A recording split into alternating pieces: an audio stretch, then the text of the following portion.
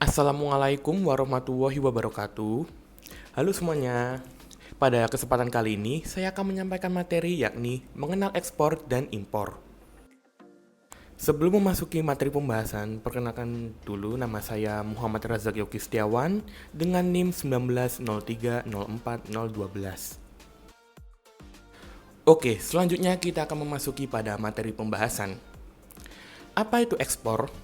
Ekspor adalah kegiatan menjual atau mengirim barang dagangan ke luar negeri sesuai dengan ketentuan pemerintah dengan pembayaran atau mata uang internasional yaitu dolar Amerika. Apa yang dimaksud dengan eksportir?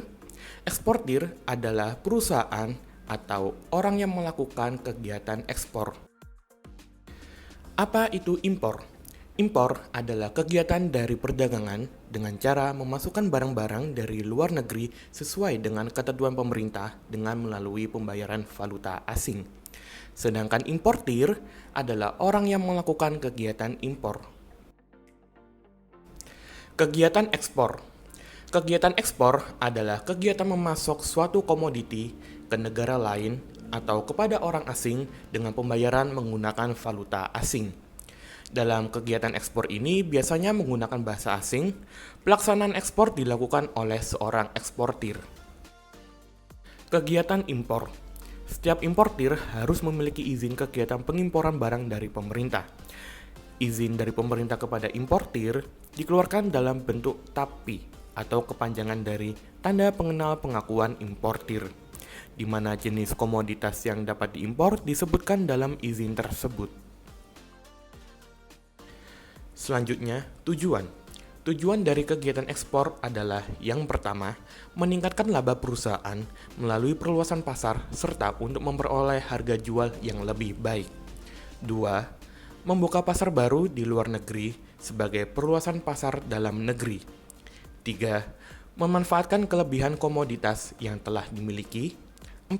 Membiasakan diri bersaing dalam pasar internasional sehingga mampu bersaing dengan negara lain. Sedangkan tujuan dari kegiatan impor sendiri adalah memenuhi kebutuhan masyarakat akan barang-barang dengan cara mendatangkan barang yang belum tersedia di dalam negeri dari luar negeri, dan untuk memenuhi kebutuhan dalam negeri yang terbatas. Manfaat kegiatan. Manfaat kegiatan dari ekspor sendiri adalah yang pertama, memperluas pasar bagi produk Indonesia. 2. Menambah devisa negara. 3. Memperluas lapangan pekerjaan. Sedangkan manfaat dari kegiatan impor sendiri adalah yang pertama, memperoleh barang serta jasa yang tidak bisa dihasilkan. 2. Memperoleh teknologi yang modern. 3. Memperoleh bahan baku. Pada slide ini, saya akan menjelaskan jenis-jenis barang ekspor di Indonesia. Yang pertama, ada hasil industri yang terdiri dari semen, tekstil, kain batik, kertas, rokok, kayu lapis, garam, besi baja, sepatu dan sandal, dan kerajinan ayaman. Yang kedua, hasil pertanian yang terdiri dari komoditas ekspor dari hasil pertanian, komoditas ekspor dari hasil perkebunan, komoditas ekspor dari hasil kehutanan, komoditas ekspor dari hasil peternakan, komoditas ekspor dari hasil perikanan. Dan yang terakhir, hasil pertambangan. Hasil pertambangan terdiri dari migas dan non-migas. Komoditas ekspor migas yakni minyak bumi dan gas alam. Minyak bumi yang diekspor berupa minyak mentah. Sedangkan non-migas terdiri dari batu bara, logam, emas, perak, aluminium, besi, timah, dan nikel. Selanjutnya, pada slide ini saya juga akan menjelaskan jenis-jenis barang impor di Indonesia. Yang pertama, barang konsumsi. Barang konsumsi sendiri terdiri dari makanan dan minuman. Makanan yang sudah diawetkan sehingga tahan lama seperti daging, susu, dan buah-buahan. Yang kedua, barang industri. Barang industri terdiri dari mesin pembangkit tenaga listrik, alat telekomunikasi, peralatan listrik, alat pengangkutan, dan mesin industri. Yang ketiga, bahan baku. Bahan baku terdiri dari bahan baku industri pangan dan minuman, suku cadang, dan bahan kimia sebagai bahan industri. Dan yang terakhir ini merupakan jasa. Jasa terdiri dari tenaga kerja, misalkan konsultan, instruktur, dan tenaga ahli di bidang-bidang tertentu. Di slide ini, saya akan menjelaskan pengelompokan barang ekspor. Pada keputusan Menteri Perindustrian dan Perdagangan nomor 10 MPP SK I 1996, barang ekspor digolongkan dalam 4 kelompok, yaitu 1.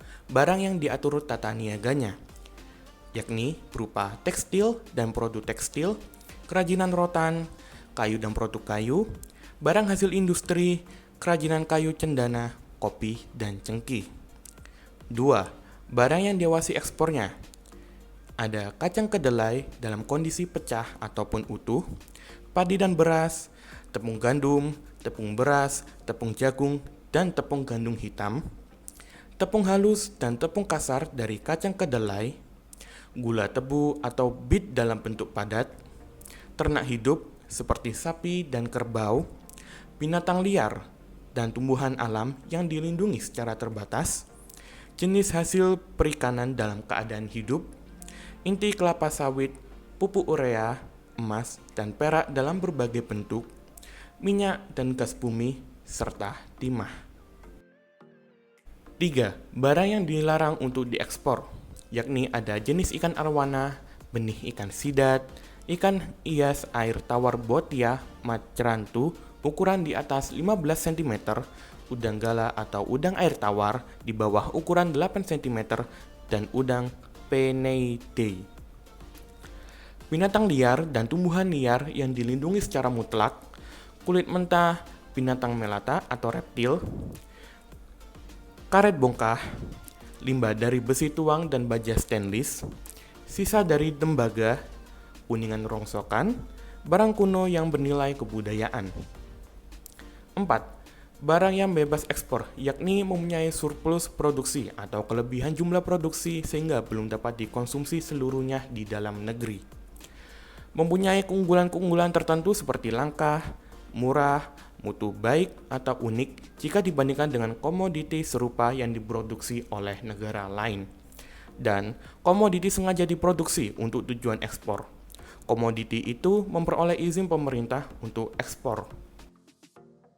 Oke, kita sudah memasuki pada slide contoh kasus bisnis ekspor. Nah, di sini saya akan mengambil contoh dari bisnis saya yang saat ini saya jalankan bersama sepupu saya. Yakni bisnis kami ini berupa penjualan masker kesehatan, masker kain, dan aksesoris masker. Nah, usaha kami ini bernama @woops.id. Nah, semisal ya kalau kita kaitkan dalam contoh kasus bisnis ekspor, semisal saya dan sepupu saya ingin memperluas pasar penjualan masker kain ke luar negeri. Semisal ingin memperdagangkan masker kain ke Singapura.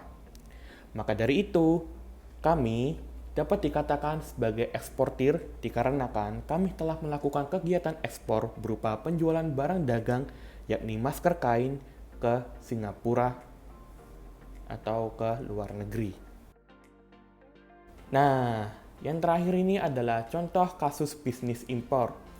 Nah, di sini saya akan mengambil lagi contoh dari bisnis yang saat ini saya jalankan bersama sepupu saya, yakni berupa penjualan masker kesehatan, masker kain, dan aksesoris masker.